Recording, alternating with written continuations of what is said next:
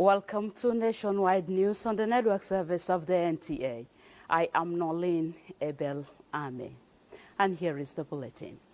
The federal government has again reaffirmed its commitment to continue to safeguard the nation's resources and uphold the principles of justice against any threat that tends to impose any form of colossal financial burden on Nigerian people. The Attorney General of the Federation and Minister of Justice, Lateef Fagbemi, SAN, gave an assurance in Abuja while playing host to the legal team who defended Nigeria in the process and industrial development cases. Fagbemi, SAN, said the federal government of Nigeria's victorious case against PNID was the greatest litigation that ended in a landmark decisions in favor of Nigeria.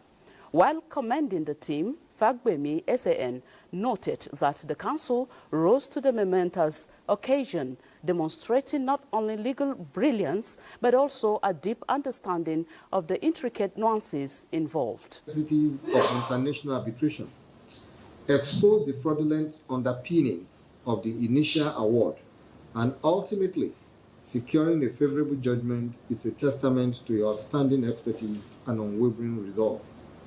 This victory is not merely a legal triumph. It is a powerful message to the world that Nigeria will not be exploited and that justice will always prevail. On behalf of the Federal Republic of Nigeria, we commend your exceptional work, hard work, and express our sincere gratitude for your invaluable contributions. Your success has reinforced confidence in our legal system and protected our national interest. The London court not only upturned the arbitration award, it equally ordered PNID to pay Nigeria £20 million as damages and compensation. In a continuous move to diversify Nigerian economy and create jobs, the federal government has reiterated its commitment to construct good road networks that will open economic corridors for the nation. Minister of State for Works, Bello Muhammad Goronyo, stated this at the 16th meeting of the National Council on Industry, Trade and Investment in Lagos. Usman Zubairu reports. Nigeria has found itself in a situation where there is an urgent need to diversify the country's economy from over-relying on a single economic resource. The renewal agenda on road infrastructure is one of the drivers by the President Tinubu's administration to open economic prosperity across the country. Minister of State for Works, Bello Muhammad Goranyo, at the 16th meeting of the National Council on Industry, Trade and Investment in Lagos State, said the Federal Ministry of Works has since embarked on revamping all critical federal routes to open for increased economic activities as well as free movement of goods and services. While acknowledging the commitment and the resilience of the Federal Ministry of Industry and Trade and Investment for holding the meeting, Bello Goranyo said there is an urgent need to diversify Nigeria's economic policy agenda for sustenance and future relevance in the global economy. Let me add that the road infrastructure is a great driver to the GDP of any nation. Therefore, I must commend Mr. President very highly for giving road infrastructure its rightful place so that our economy can grow. The theme for this year's meeting is accelerating diversification to rebuild prosperity by leveraging in industry, trade and investment for shared prosperity. Usman Zubairu, NTA News. As journalists do their job professionally and uphold the core moral tenets of the profession by being at the forefront of building a strong democracy, these were the words of the Minister of Information and National Orientation, Mohammed Idris, while playing host to the National Executive of the Nigerian Union of Journalists. Salihu Abdullahi Gwanara reports. The new wind blowing the nation's media ecosystem under the leadership of a veteran journalist who is also on active duty as the nation's #1 reporter is endearing different professional associations. One of the frontline professional groups, the Nigerian Union of Journalists, is here to show solidarity to the ongoing reforms. My passion and love for being in this position is to see how I can be an advocate for a better Nigeria through sensitizing and educating journalists on the importance of prioritizing issues of national security and national interest. June 21st has been fixed for the celebration of our 70th anniversary.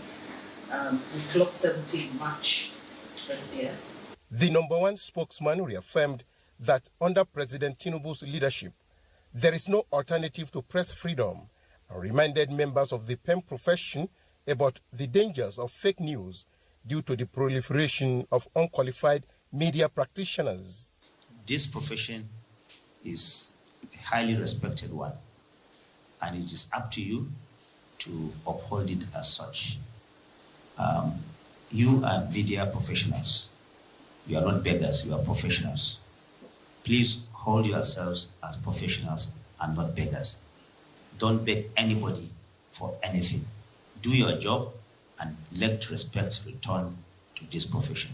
What you stand for is to the improvement of our country, and that is what also government is there for. So at least we have a point of convergence, and that point of convergence should be our guiding light in everything that we do together to make Nigeria better. He challenged members of the media to complement government's efforts towards the establishment of UNESCO Category 2 Media and Literacy Institute by also condemning and reporting conveyors of misinformation. In Abuja, Salihu Abdullahi Gwanara. And talking health, Minister of State for Health and Social Welfare, Dr. Isiaka Adekunle Salako, has told the World Health Assembly that Nigeria is committed to sustainable health financing through innovative, inclusive and efficient reforms. The minister said this is why President Bola Ahmed Tinubu directed the implementation of the 2014 National Health Act and the National Health Insurance Act 2022 to cut out-of-pocket health spending. This standpoint informed the provision of additional $200 million USD funding to mitigate the effects of cut in overseas development assistance, which is expected to close the gap in public programs, especially on immunization, malaria, tuberculosis, and AIDS. Still on health, the International Day to End Obstetric Fistula reminds us all of the silent suffering endured by countless women and girls in Nigeria and around the world over a condition that is both preventable and treatable. Nigeria's First Lady Oluremi Tinubu stated this in her message marking 2025 International Day to End Obstetric Fistula. She says, this year's theme, Breaking the Cycle, Preventing Fistula Worldwide, highlights the urgent need to take bold and comprehensive steps towards eliminating this serious condition, while noting that many women in Nigeria continue to suffer from obstetric fistula in silence, often isolated and stigmatized simply for trying to bring a life into this world. The First Lady emphasizes the need to discourage such practice and support affected women. She also calls for prevention, which must involve strengthening maternal health services, ending child marriage, empowering women and girls through education, and ensuring skilled care before, during, and after childbirth. The Nigerian Army will forever remain committed in coming up with initiatives that will assist in achieving its core mandate of defending the territorial integrity of the country, as well as ensuring effective management of re-emerging security threats. This reassuring remark came up during the opening session of the Chief of Army Staff 3-day biannual conference holding in Maiduguri, the Borno state capital. Abubakar Musa reports. The Chief of Army Staff first 3-day biannual conference 2025 is a critical platform for leadership of the Army and participants generally to assess execution of operations, training activities, as well as key strategic decisions that aligns with the Army's constitutional mandate. Declaring the event open, Nigeria's Chief of Army Staff, Lieutenant General Olufemi Oluyede, challenged participants to consider the program as an opportunity to brainstorm and evaluate ongoing efforts in counter-terrorism, counter-insurgency, banditry, and other high-risk security operations. During the use of tropical issues, our goal is to identify areas of improvement and develop practical solutions that will strengthen our effectiveness in safeguarding resource space and security. Lieutenant General Olufemi Oluyede also enjoined participants, especially field commanders, to gain valuable insights into the Chief of Army Staff's strategic command philosophy for the Nigerian Army, including new directives, priorities, and operational focuses. It is expected that deliberations during the conference will address logistical support, operational deployments, and other key areas, ensuring every facet of the Army's operations is optimized for maximum efficiency while enhancing troops' morale through sound administration. The Chief of Army Staff later handed over 5 new military combat vehicles to the theater commander to augment ongoing efforts of frontline troops in countering violent extremism in Maiduguri. Abubakar Musa, NTA News. Still on security, the Nigerian Navy has promised to continue to meet critical needs of Nigerians as part of the Special Intervention Quick Impact Project by the Chief of Naval Staff. The Chief of Naval Staff, Vice Admiral Ikechukwu Ogala, gave the assurance during inauguration of projects in Bayelsa State. Baratwa Awe has details. Bayelsa State sits below sea level, making it surrounded by creeks and rivers. Despite the abundance of water, residents, especially rural dwellers, still struggle to get access to potable water as they rely on the dirty river water for their daily needs. Against this backdrop, the Chief of Naval Staff, Vice Admiral Ikechukwu Ogala, under the Special Intervention Quick Impact Project, commissioned an industrial solar-powered borehole and 70,000 liters capacity water tank project in the Ebu community in Southern Ijaw Council area. Despite the heavy downpour, the people of the area rolled out the drums in appreciation of the legacy project of the Chief of Naval Staff, which was facilitated by their son, Rear Admiral Depriye Franklin Matthew, Flag Officer Commanding Central Naval Command. Rear Admiral Ahmed Gaya said the project will help combat waterborne diseases while improving the quality of life in the Ebu community. I am convinced that this project will enhance the quality of life in this community. I believe that the senior officer and indeed the Nigerian Navy will certainly not be hurriedly forgotten. I would like to mention here that many Bayelsa citizens have contributed greatly to the Navy and to the nation. And in recognition of this, the Navy is giving back 2 corporate social responsibilities. Special guest of honor, Governor of Bayelsa State Senator Doye Diri, represented by the coordinator, Bayelsa State Community Safety Corps, Brigadier General Eric Angaye, retired, commended the Nigerian Navy for the gigantic project aimed at improving the livelihood of the people. Hold these projects into your hands and also manage. From the Ebu community in Silga, Bayelsa State, Baratwa Awe, NTA News. From Bayelsa State, we take you to Lagos State, where Adiola Komi Akere has more for us on Nationwide. Hello, Adiola.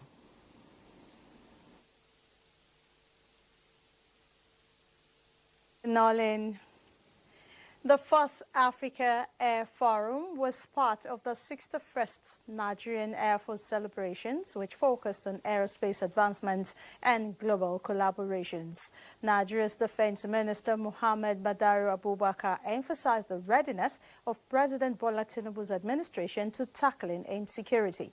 Lynn Leneke reports that air chiefs from across the globe and top government officials converged on Lagos to prefer dynamic approaches to securing the continent.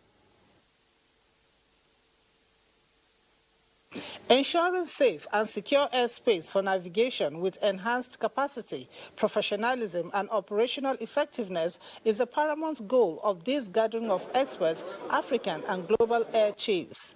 Their collective aim is to explore and adopt technically advanced solutions for counterterrorism. Fostering unity, deepening cooperation, and driving forward our collective vision of peace, security, progress across the skies of our beloved continent. Defense Minister Mohammed Abubakar and the Minister of Aviation, represented by the Permanent Secretary in the ministry, both underscored federal government's unwavering commitments to the cause. Be guided by a spirit of collaboration and shared commitment to our continent's friends, security and prosperity. We want to partner with the Nigerian Air Force, to make sure that we provide a safe skies for all Nigerians and everybody flying across our country, Nigeria. The Chief of Air Staff highlighted the Nigerian Air Force evolution as a formidable global force in air power capabilities.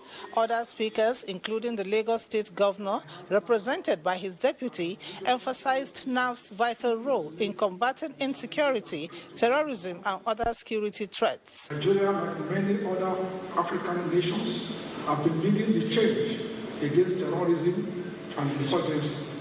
We have seen firsthand how crucial air power is in marking ground operations, gathering intelligence and delivering humanitarian aid.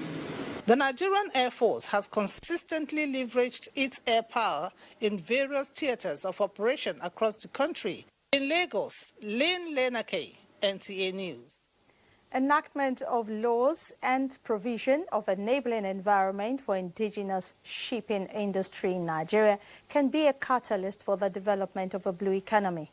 Joel Popwola reports that industry players and other stakeholders believe that the cabotage vessel financing funds will help achieve the much-needed local content in the shipping industry. Industry is very instrumental to the development of any economy. Apart from facilitating import and exports of commodities, it also provides employment opportunities for seafarers and dock workers while there are local vessels navigating the Nigerian maritime terrain. Majority of the vessels are owned by foreign companies, a narrative stakeholders say is expected to change with the cabotage vessel financing funds, which will empower indigenous ship owners. When a loan is given for about 15 years, 20 years, that you don't have to be under pressure to pay back immediately. The other part of it that we are also working on is to ensure that there is cargo for them to carry. I do not think that these things would happen without strong government support so that Nigeria remains an important player in the shipping industry. Experts believe that local content is already taking shape in the marine and blue economy, with moves by the federal government to ensure survival of indigenous companies. But with the recent approval of the cabotage fund, which is domiciled in CBN, the money is big. It will create more employment to our people, and it will also help the Nigerian players in the maritime industry, to also have vessels so that everything will not be capital flights. Stakeholders say with ongoing amendment of some of the obsolete law in the maritime sector, the low-hanging fruits in the industry will manifest sooner than expected. In Lagos, Joel Popwola, NTA News. And those are the reports from Lagos. Nationwide continues with Chika Okorie in Enugu Network Center after the break.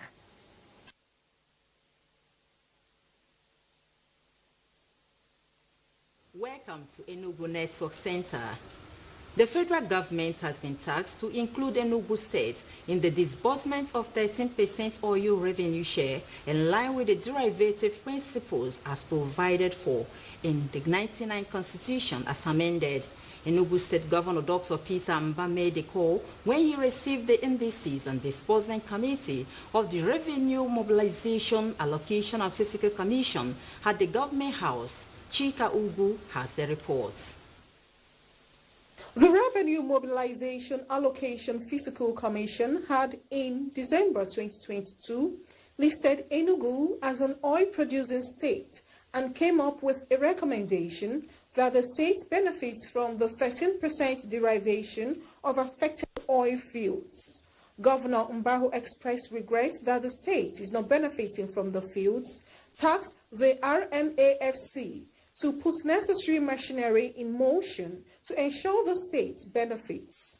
The governor also hinted that the state government is growing the state's IGR by over 400% by broadening the revenue sources and deploying technology to block leakages. The Citizens Charter is our commitment to ensure that we report to the people on a regular basis all the revenues we're getting from all the sources. Earlier, the commissioner representing Kwara State at the RMAFC said the team was in Enugu to monitor disbursement from the federal account to Enugu State, identify any challenges with a view to addressing them. Also pleased to note that the smart schools and the health centers across the 267 wards, that is quite commendable and clearly demonstrates and exemplifies the fact that it is a government of the people. We know that as we are pushing to attract people into Enugu State, there is likely to be pressure on all these social amenities. The leader of the team also commended the governor for proper utilization of federal government allocations and IGR to transform the state within a short period. In Enugu, Chika Ugu, NTA News. The Nigerian Air Force has demonstrated its dedication and commitment to the welfare of the community within its jurisdiction through humanitarian efforts and health care services. Chimaruke Ugu reports that the force conducted free medical outreach at St. Mary's Catholic Church, Transikulu, Enugu. The free medical outreach in Enugu is a demonstration of the Nigerian Air Force commitment to safeguard the lives and properties of the citizens with true provision of improved healthcare services.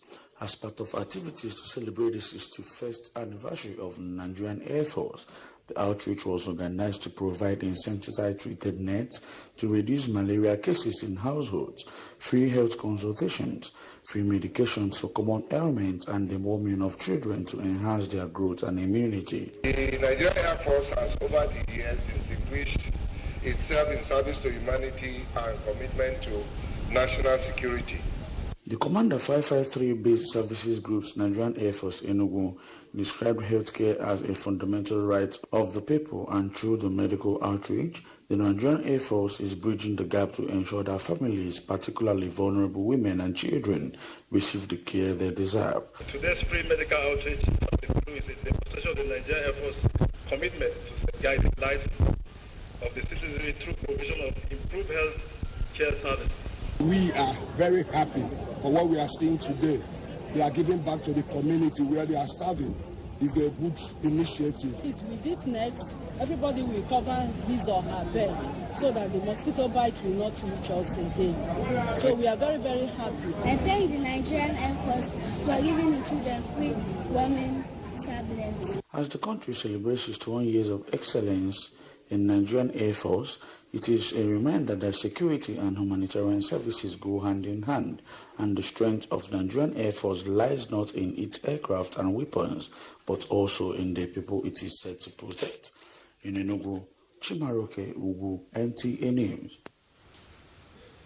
That's all we have for you here in Enugu. Now over to you, Nolin in Abuja. Very well, Chika Okorie. Thank you so much.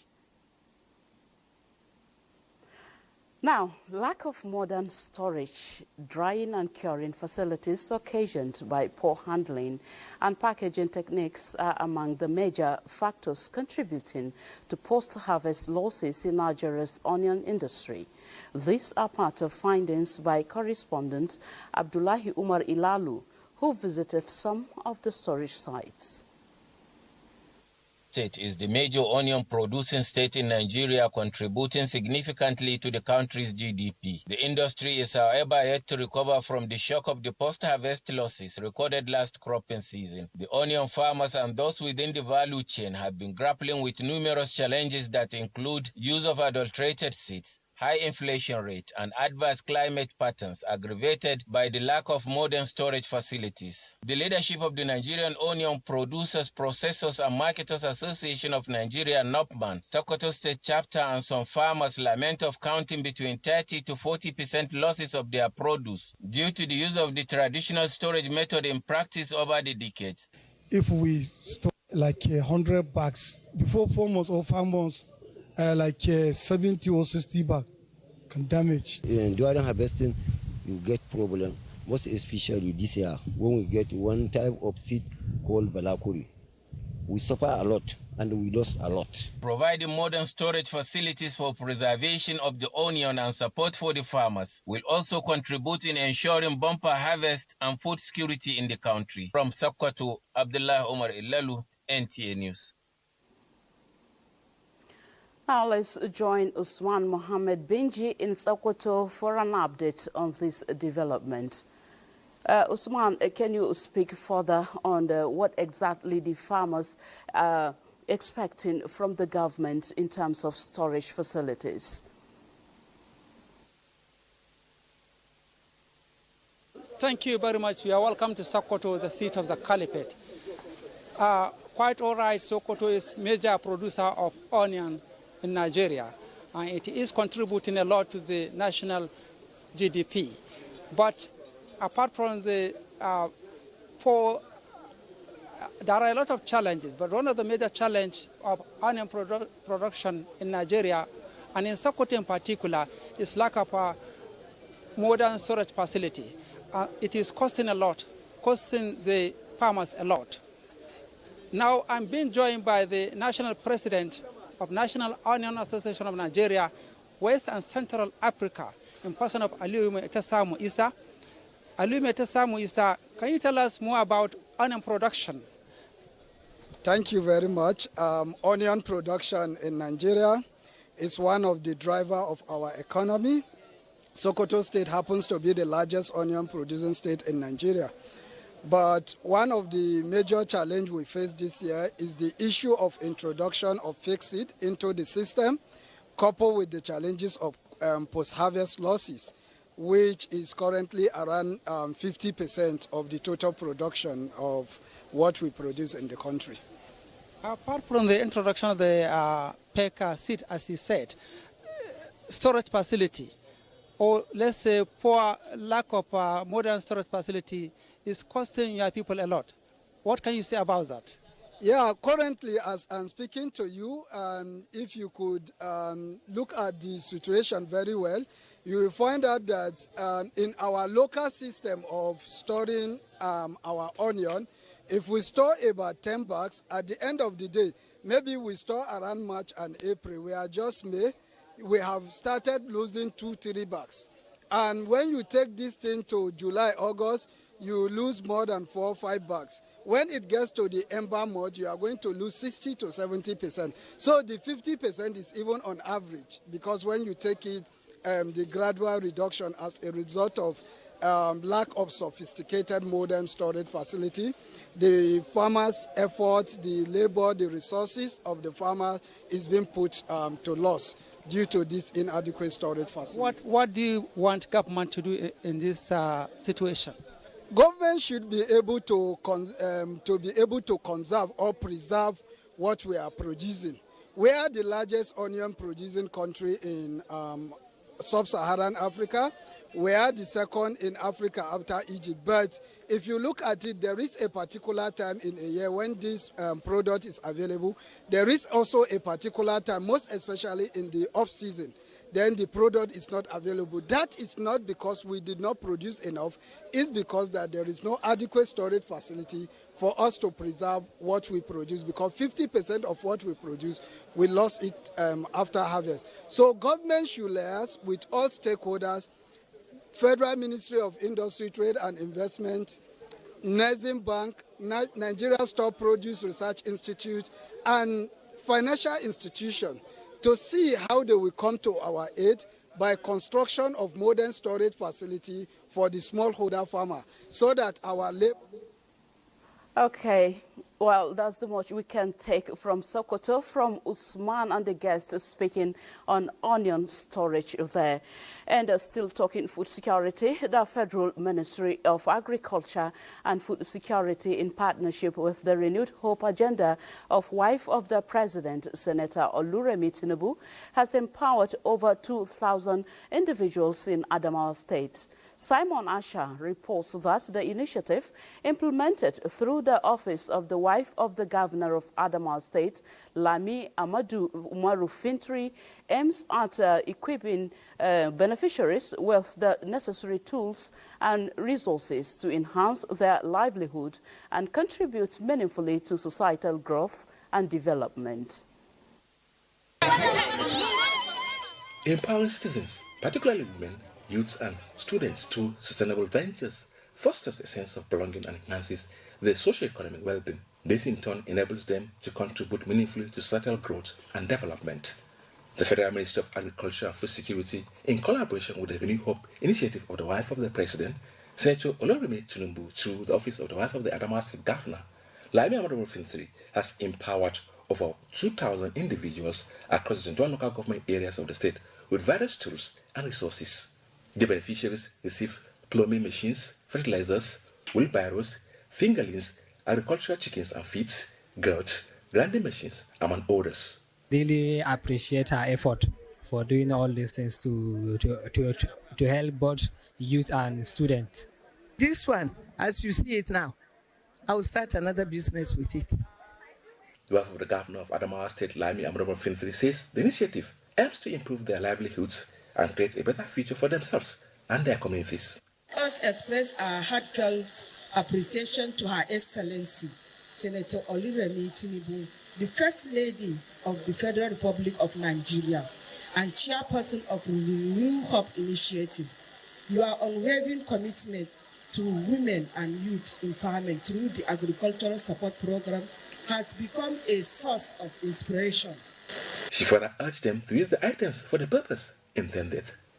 In Yola, Simon Hasha, NTA News. From Yola, we take you to Dutse, where at the retreat for the management staff of the Nigerian Television Authority, NTA, Northwestern Zone, concluded in Dutse with a commitment to fostering greater collaboration among NTA stations in the zone and the country at large. The retreat aimed at strengthening content development and enhancing news production. Muhammad Musa Askira reports. In his keynote address, Professor Umar Pate underscored the dynamic nature of the broadcast industry, highlighting the urgent need for practitioners to evolve in step with rapid technological advancements and shifting audience behaviors. To address these challenges, the retreat focused on key strategies with a strong emphasis on strengthening intra- and interzonal synergy. They must continuously brainstorm on media economics and management for issue of sustainability. The whole thing is about what? It's about funding, technology, content, credibility to manage fake news, disinformation, and all of that. Participants explored ways to enhance content quality, attract wider audiences, and harness new technologies to improve programming for effective and efficient NTS broadcasting. We are going back to start thinking how to improve how we are running our activities, production, news, and the rest, and to bring about content that will sustain the interests of our viewers. The retreat is timely, considering the fact that NTA is trying to reposition itself to meet the global broadcasting challenges of the contemporary period. As the retreat concluded, the NTA Northwestern Zonal Management staff reaffirmed their commitments to transforming operational practices to meet the present-day audience demands within the global broadcasting space. From Tuti, Muhammad Musa Askira, NTA News. In another development, to fully domesticate the AU Agenda 2063, Audane Nigeria is aligning with MDS to accelerate inclusive and sustainable development for Nigeria and promote regional integration. Managing Director, Audane Nigeria, Jabiru Salisu Abdullahi Sauri, stated that this is to ensure shared prosperity. This was at a dinner at the instance of the Director General, NTA, Salihu Abdulhamid Dembos, in honor of the newly appointed MD, Audane Nigeria. Actualize Agenda 2063, a 50-year blueprint to transform Africa into a powerhouse. Development experts believe requires the commitment of all member states. Nigeria, as a member state, is focusing on supporting value chains, facilitating investments, and coming up with initiatives that align with the federal government's agenda. Now the mantle to drive this mandate rests on the new boss of Audane Nigeria, a man of impeccable records, whose associates and friends attest to his doggedness and professionalism to deliver. You can give him a plus, what he has done and what he has achieved, and in terms of transforming the place. He's a man of great qualities that you can bet anywhere, anytime, whether at the local government or at the state level. And I believe even where he is today, he is demonstrating it and he is going to make it. If you look at his antecedents, what he has been, how he has been able to manage both human and material resources, how he's been able to achieve successes, I think I don't have any iota of doubt that he's going to succeed. Managing Director, Audane Nigeria, speaks on implementation of the agenda. We take a step forward by appointing coordinators at the state level. The 36 states and Abuja, every one of them will have coordinator. Now, by doing that, every information, every conformity of the Agenda 23 can be passed. Our next step now is to descend to the local governments. The Director General of the NTA was also applauded for providing purposeful leadership and promoting professionalism within the media space. Elizabeth Omori, NTA News. Youth involvement in cultism, drug abuse and other nefarious activities has become an established trend in Benin City, as some youth are increasingly engaging in violent activities, raising concerns across communities. Joy Egbo was in town to gauge the public mood and find out the root causes and possible solutions to youth involvement in crime.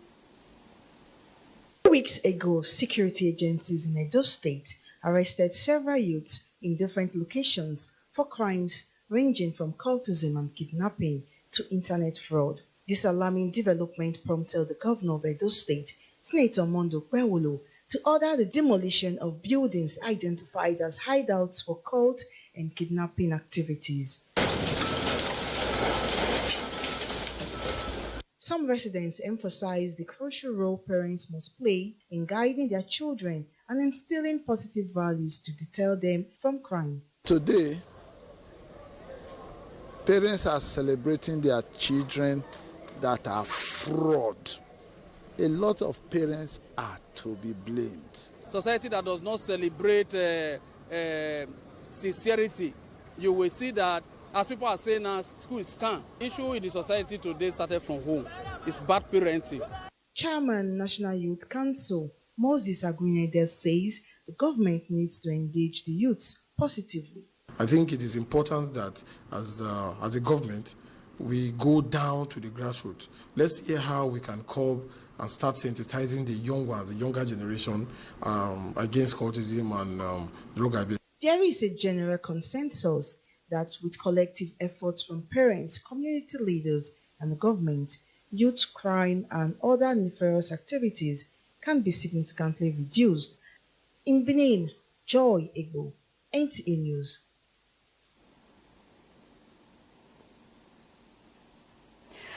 We shall now be joining our Benin Network Center, where Uduakabong Achibong is standing by with more news on Nationwide. Hello, Uduakabong. Welcome to Benin. Now, the Edo State government says it remains committed to the welfare of its citizens. Governor Mondo Pewolo was speaking while flagging off the distribution of 13,000 bags of rice donated by a foundation in the country. Goodluck Enaini has the details. Undoubtedly, Nigeria and its citizens are experiencing challenging times, but the government of Edo State believes there are ways out, one of which is to partner multinationals. This has necessitated the partnership between the state government and the Aliko Dangote Foundation, with the outcome being the donation of 13,000 bags of rice to vulnerable persons in the state. The Deputy Governor, Dennis Idahosa, said, aside this arrangement, government is fortifying the agricultural sector to address hunger and for increased yield. We have launched Back to Farm projects aimed at cultivating 3,000 hectares of land across the 3 senatorial districts of the state. This effort underscores our commitment to achieving food sufficiency and enhancing agricultural productivity across the state. There are plans to broaden the partnership between the foundation and the Edo State government. One man cannot do it all. We have to unite to tackle hardships and support those engulfed by it. The beneficiaries here present, who are mostly women, are expected to go home with a 10 kilogram of rice each. For showing love to this great state, I want to say God will never forsake you. I want to say thank you to our governor, Akpako Rescue. The beneficiaries cut across the 3 senatorial districts of the state. In Benin, Goodluck Enaini, NTA News. Routine immunization has been identified as a key strategy in prevention of vaccine-preventable diseases. In this report, Tayo Oju examines the impact of routine immunization on maternal and child health in Ekiti State. Immunization remains one of the most important public health interventions and cost-effective strategy to reduce both the morbidity and mortality associated with vaccine-preventable diseases. It is on this backdrop that the World Health Organization, WHO, over the years initiated expanded program on immunization, which aims to immunize and thus protect children against deadly diseases. Immunization leads to a decrease in child deaths and improves maternal health outcomes, ultimately contributing to better overall population health of any nation.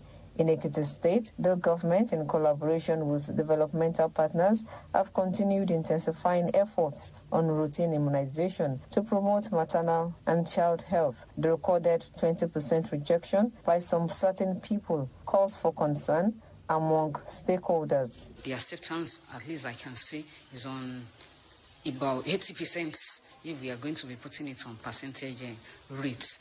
But at the same time, we still have a pocket of non-compliance and rejections. We are going to appeal to the mothers to continue as the way they have been doing to ensuring that they carry their children, especially the under 5 children, to the nearby facilities. So, and that, you see, these things are free, they are safe. Respondents believe routine immunizations are effective even with more awareness to increase people's knowledge and change their attitude and perceptions towards routine immunization in the state. In Ado Ekiti, Tayo Osho, NTA News. And that's it from Benin. It's back to Norlin in Abuja for continuation of Nationwide. Thank you very much, Uduakabong. As Nigeria continues to experience population surge, institutions that are yet to adopt e-learning are encouraged to do so. Apart from its seamless way of impacting knowledge, it spreads to a larger number than what physical teaching will achieve. This is coming from Professor of Pharmacology and Guidance and Counseling, National Open University of Nigeria now, Helen Ochoku Kwanashi, at her memoir and inaugural lecture. The university lecturer who spoke on chalkboards to Digital Network attested that she educated greater number of students digitally than when she was an analog instructor. Instant learning. You can impact far more people than you do in face-to-face teaching. And then, of course, in social learning, in that one, which I constructed with, you can see that people are in concentric circles. You learn among your peers. You learn by imitation. You learn by apprenticeship. This lecture has touched everywhere, every part of our lives. And I thank Professor Helen Kwanashi. Professor Kwanashi learning adopted by the National Open University of Nigeria, the institution could not have admitted its current students with the strength of over 120,000. Creating enabling environment that guarantees inclusion of persons living with disabilities, stakeholders believe is one of the major ways of enhancing democracy in Nigeria. This is amongst the advocacies during a voter education campaign organized for persons living with disabilities in Oka, Anambra State. Daniel Okpe reports. Finding shows that 65% of people living with disability are of voting age. This strata of the population are oftentimes disenfranchised due to stigmatization, lack of access to polling units, and inadequate facilities that enable them to participate in the electoral process without hindrance. The polling unit wasn't accessible, and again, at that point, there were nothing like priority voting. This training should be bring into the local area so that those people get the knowledge of what to do during the election. To check this trend, the All Right Foundation Africa, TAF Africa, with sponsorship from the European Union, is leading the charge for the inclusion of people living with disability in the electoral process. TAF Africa organizes voter education campaign for PWDs in the 3 senatorial zones of Anambra State ahead of the November 8th governorship election. Best practices that is required to ensure we create an enabling environment for persons with disability to participate in the electoral process. In all the polling units all over the nation, they are enshrined in the Constitution, enshrined in the Electoral Act, things that should be done to help them to vote and be voted for. I stand here today to boldly say that NTA captures the interest of persons living with disabilities. They have the capacity and the ability to participate in the electoral process in Nigeria, and that is what TAF Africa is bringing to bear, telling them that they are able to vote, and it is also their constitutional right to be part of the electoral process in Nigeria. Daniel Okpai, NTA News. Thank you very much, Daniel Okpai.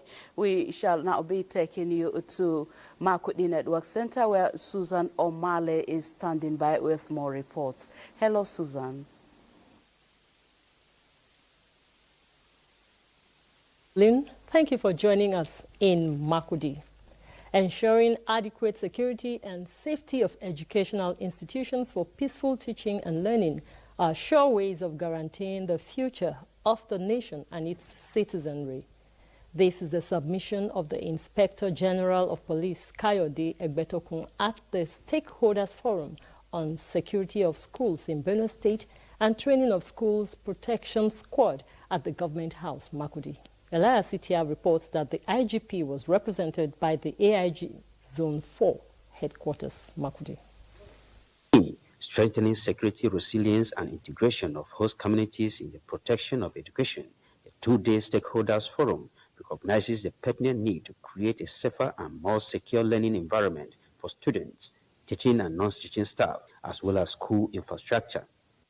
Inspector General of Police, Kayode Egbetokun, represented by the AIG Zone 4 headquarters, Zakaria Fari Achinyan, insisted that The education of the Nigerian child is a reflection of its future and must be protected against all possible threats.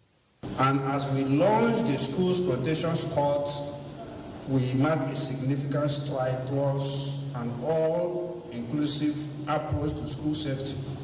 Benue State has many schools, and we must not allow criminal-minded individuals to take advantage of any situation to harm our children. National Coordinator and Commissioner of the Police School Protection Squad, Abayomi Shegunle, and that of Financing Safe Schools, Federal Ministry of Finance, Halima Elias, say the initiative is also to enhance capacity of school communities, create effective national school security and emergency response infrastructure in gathering intelligence. The Nigerian Police Force now have a 24 hours functioning emergency center solely dedicated to responding to school emergencies. Beside the 24-hour response emergency center, the federal government has also established the National Safe School Response Coordination Center. Governor Hyacinth earlier, represented by the Secretary for the State Government, Mrs. Deborah Bay, outlined the efforts of the state government in securing learning institutions. It is the path to empowerment, enlightenment, and economic growth. Therefore, the safety of our schools must be non-negotiable.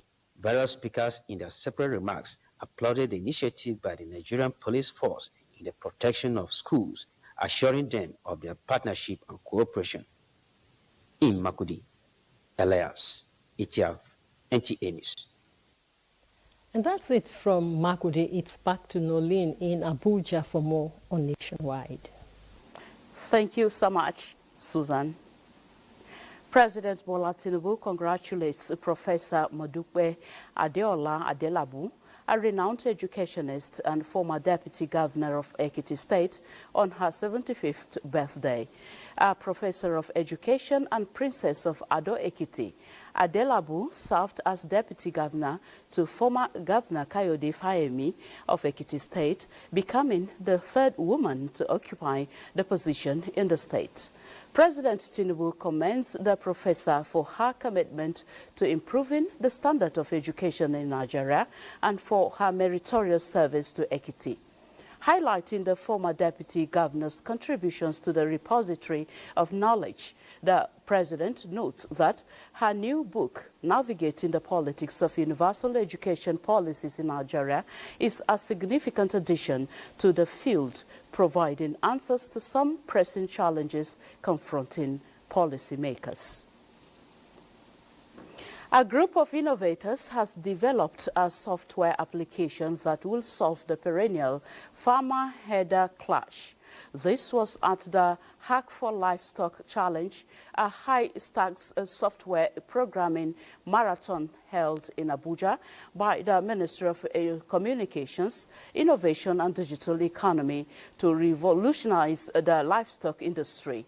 Chidima Ndubisi reports that the initiative has earned the innovators a cash prize of 5 million naira and an opportunity to present this innovation at an upcoming conference in a university in the United States of America. In farm, with our AI-powered system, we just send an instant notification to the farmer through Internet of Things, wherever they are in the world. So it is remote monitoring, and also send information like images and also live feed of the events happening in the farm, and also initiates an irritating alarm that ward off these cattle from the farm. This technology is very much marketable and applicable, considering the problems that we have in the grazing reserves, in the farmlands. Winning second position with a 3 million naira cash prize is a solar and biogas-powered incubator system that encourages local production of poultry hatcheries, eliminating long-distance transportation, which often results in loss of poultry hatcheries. This will help in ensuring sustained protein supply for nutritional needs of communities. 3 winners to O&I to actually incubate if they need in terms of capacity development, funding, IP protection, showcasing them under AI collectives also, bringing them networking opportunity. A platform that brings farmers and buyers together and eliminates middlemen came third, winning 2 million naira. And that concludes Nationwide today. Thank you so much for watching. I am Norlene Ebel Ame. Do enjoy the rest of your evening. Bye for now.